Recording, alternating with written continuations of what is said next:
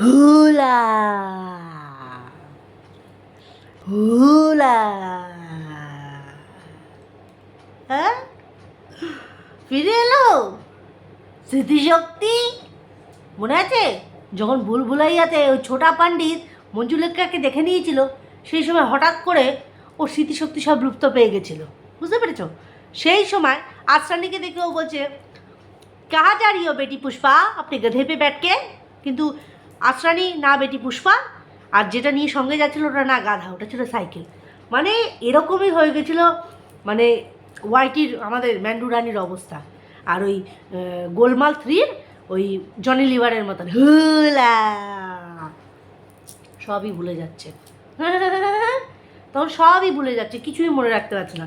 আবার মুখ দেখালাম বলে আমাকে আবার কেস দিয়ে দিও না। হ্যাঁ, আগের দিনকে চশমা পরে বাবা চোট দি, আরে চোট দি জিন্দাবাদ, চোট দি জিন্দাবাদ, ছোটদি ফিরে এসেছে। তোমরা বলো তো, এই ছোটদি মানুষ নাকি ওর শরীরই?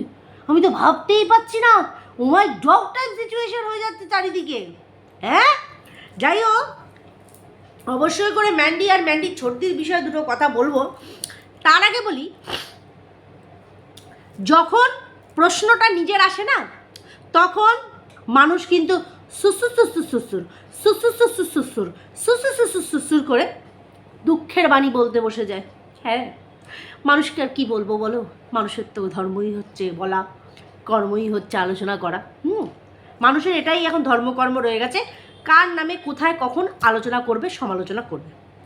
কিন্তু বিষয়টা হচ্ছে, আজকে ওয়াইটির বাজারে কাজ করতে এসে আমরা যে সময় আমরা স্টার্ট করেছিলাম না, সেই সময় ওয়াইটিতে সত্যি আমাদের স্ট্রাগল করতে হয়েছিল, করে তবু আমরা একটা জায়গা করতে পেরেছি। আমাদের আগে থেকে লকডাউনের সময় থেকে যারা স্টার্ট করেছে তাদের আরও মানে সোনায় সোহাগা হয়েছে, কারণ সেই সময় মানুষের কোনো কাজ ছিল না, মানুষ বাড়িতে বসে থেকে এগুলো দেখতো, যার জন্য হু হু হু হু হু হু করে চ্যানেল কিন্তু গ্রো করেছে প্রত্যেকে। এমন এই যে তোমরা রাহুল মাম্পিকে দেখো, এরা কিন্তু বরাবর টিকটক করে এসেছে, কিন্তু যখন লকডাউনে পড়লো, সেই যে ওরা ভিডিও করা শুরু করলো, ব্লগ দেওয়া শুরু করলো, মিলিয়ন মিলিয়ন ভিউজ কামিয়েছে। রন, প্রীতি, যাই হোক বলতে নেই, প্রীতি এখনের এই বেঙ্গলি কমিউনিটির মধ্যে এক মহুয়াদি প্রবাসী ঘরকন্যা। তারপরে আমি এই প্রীতিকেই দেখতে পাই বেশ সুন্দরভাবে নিজের দিনচর্যা শেয়ার করে এখনও সেই লেভেলটাকে ধরে রেখে দিয়েছে। মানে লাখের ওপরে ওর ভিউজ যায়, ভালো লাগে। এই লাখের ওপরে ভিউজ একটা সময় কণিকা উজ্জ্বলদেরও গেছে, প্রিয়া এপি ব্লগসের ওরও গেছে, অনেকেই পেয়েছে এরকম ভিউ। কারণ সেই সময় লকডাউনের সময় মানুষের প্রচুর ফ্রি সময় ছিল, বসে বসে বসে কি বলবো, শুধু নারীরা না, নারী পুরুষ নির্বিশেষে সবাই দেখেছে ব্লগ, বুঝতে পেরেছো? এখন যেমন পুরুষরা সব কাজে বেরিয়ে গেছে, নারীরা বাড়িতে থাকে, নিজেদের ফ্রি সময় বসে আমাদের ভিডিওগুলো তারা দেখে। তাদেরও তো একটা এন্টারটেনমেন্টের দরকার। মরণদশা সারাদিনই তো ঘরের মধ্যে তারা পচে মরছে, হয় রান্নাঘরে নয় ঘরের কাজকর্ম।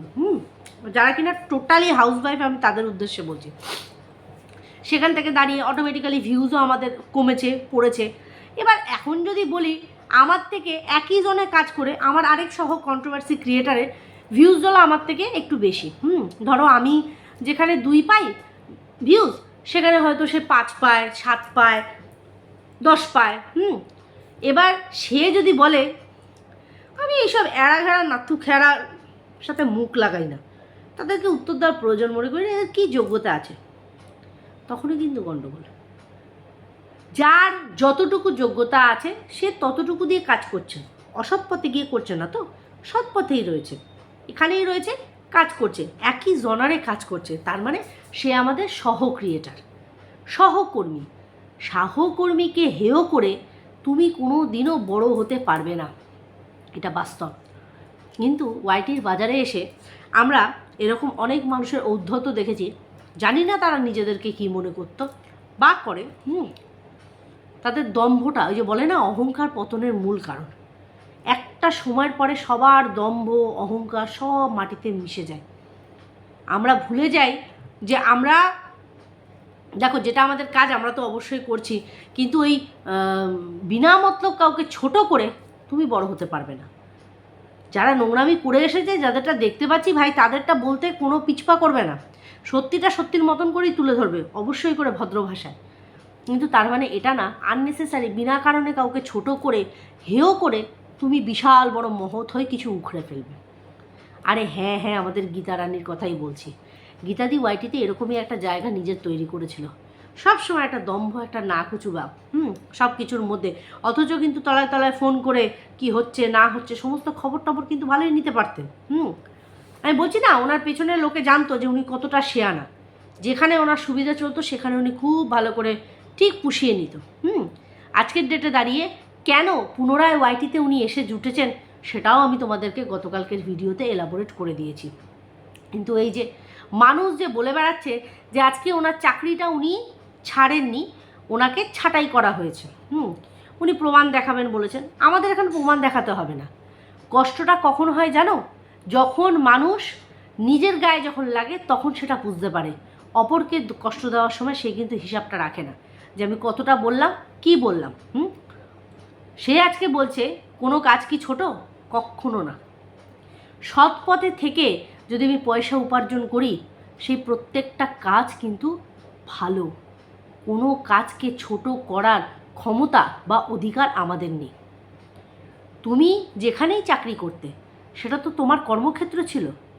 অবশ্যই করে সেইটা আমাদের অপমান করা সাজে না, যে আমি উদ্ধত দেখিয়ে তোমার কাজের জায়গাকে ছোট করব না। তুমি কাজ করে খাচ্ছ, তুমি চুরি ডাকাতি করছো না যে তোমাকে হেয় করব। কিন্তু যখন তুমি সহ ক্রিয়েটার মনে না করে তুমি উঁচুতে, আর তোমার লেভেল যায় না এরকম ক্রিয়েটারদের সাথে মুখ লাগানোতে, তখন তোমাকেও তোমার জায়গাটা দেখিয়ে দিতে হয় যে আজকে তুমি কাজ ছেড়েছো নাকি তোমাকে ছাঁটাই করা হয়েছে, কেন তুমি একটা অ্যাপ সাইডে গিয়ে ওখানে কিছু পয়সা আর্নিং করতে, যার জন্য তুমি এখানে। আমি তো শুনেছি ভালো ইনকাম হতো, যারা যারা অ্যাটেন্ড করেছে তাদের ওখান থেকে। মুন্দি নিজে আমাকে বলেছে ভালো ইনকাম হয় রে। তাহলে সেখান থেকে দাঁড়িয়ে আমিও তো পয়সার লোভে তাহলে চলে যেতে পারতাম, না করার কী ছিল? দুদণ্ড মানুষের সাথে কথা বলে যদি টাকা আসে, এই তো একজন তো এসেই আর কি বেরিয়েই বলেছে আমারও খুব টাকার প্রয়োজন গো, এরকমও অ্যাপ আছে। আমি তো শুনে নিজেই অবাক যে দুনিয়াতে এমনও অ্যাপ থাকে, আর সব কচি সেজে ওখানে ঢুকে রয়েছে। অনেকেরই ওখানে নাম আছে, আমি এখন যদি তাদের নামগুলো বলি না তোমাদের মাথায় হাত পড়বে, কিন্তু আমার এখানে দরকার নেই। তারা তো জানে কাদের কাদের নাম আছে, তারা কিন্তু জানে। ঠিক সেই রকমই আমাদের গীতাদিরও ওখানে নাম ছিল, যার জন্য কিন্তু গীতাদি ওয়াইটির বাজারে আসতো না। বেশ কন্ট্রোভার্সি থেকে একটু ডিটাচ হয়ে গিয়ে যেখানে প্রফিট হচ্ছে দুটো কথা বলে, দুটো ভালো সময় কাটিয়ে, তো মানুষ তো সেদিকেই যাবে। কেন কন্ট্রোভার্সিতে এসে আর মুখ খারাপ করবে? বুঝতে পারছি। সে যদি হঠাৎ করে এতদিন পর কন্ট্রোভার্সি জনারে এসে গিয়ে হুট করে বলে যে আমি মুখ লাগাই না, আমি সবার সাথে মুখ লাগানোর প্রয়োজন মনে করি না, কারোর যোগ্যতা, তখন তো ভাই তোমাকে তোমার যোগ্যতা এটাই দেখিয়ে দিতে হয়। তার মানে এটা না যে কোনো কাজ ছোট। আমি এখনও বলছি, সম্মানের সহিত, ভদ্রতার সহিত প্রত্যেকটা কাজ সম্মানের, কাউকে ছোট করার কোনো অধিকার নেই। আমি যদি কাউকে দেখি জুতো পলিশ করছে, তাহলেও তার কাজটাকে আমি সম্মান করব। কেন বলো তো? কারণ সে চুরি করছে না, লোকের সাথে চিটিংবাজি করে খাচ্ছে না, সে সৎ পথে থেকে খাচ্ছে। হ্যাঁ, দুটো পয়সা কম, হয়তো কষ্ট, কিন্তু সৎ। আমার বাবার এক বন্ধু ছিল, জানো তো, ঘটনা বলি। আমার বাবা বরাবরই একটু গান্ধীজি টাইপের, এখনও আমি বলি যে গান্ধীজি চলে গেছিলো, তোমারে রেখে গেছিলো, ঠিক আছে? সব সময় ভালো মানুষই, সব সময়। আমার বাবার এক বন্ধু ছিল, ছোট্টবেলা থেকে তারা বড় হয়েছে একসাথে, বাবাকে খুব ভালোবাসে। তার ব্যবসা ছিল 2 নম্বরই। বরাবর বলেছে বাবাকে, তুই আয়, তুই কর না, আমার এখানে কর, তোর গায়ে কোনো আঁচ লাগবে না, তুই কর। বাবা জানতো যে আজকে ওর সাথে গিয়ে যদি কাজ করি প্রচুর পয়সা আমার বাবা ইনকাম করতে পারত, কিন্তু আমার বাবা করেনি। আমার বাবা সৎ পথটাকে বেছে নিয়েছে। সৎ পথে থেকে দুটো পয়সা ইনকাম করব, রাতের ঘুমটা আমি শান্তিতে ঘুমাবো। আমার বাবা এটাকে বেছে নিয়েছে। ওই তোর মতন কাজ করে আমি আমার ঘুম নষ্ট করতে পারবো না, শান্তি নষ্ট করতে পারবো না। এটা একটা উদাহরণ দিলাম। সৎ পথে থেকে যারা যে কাজটাই করে, কোনো কাজটাকেই আমরা হেয় করতে পারি না।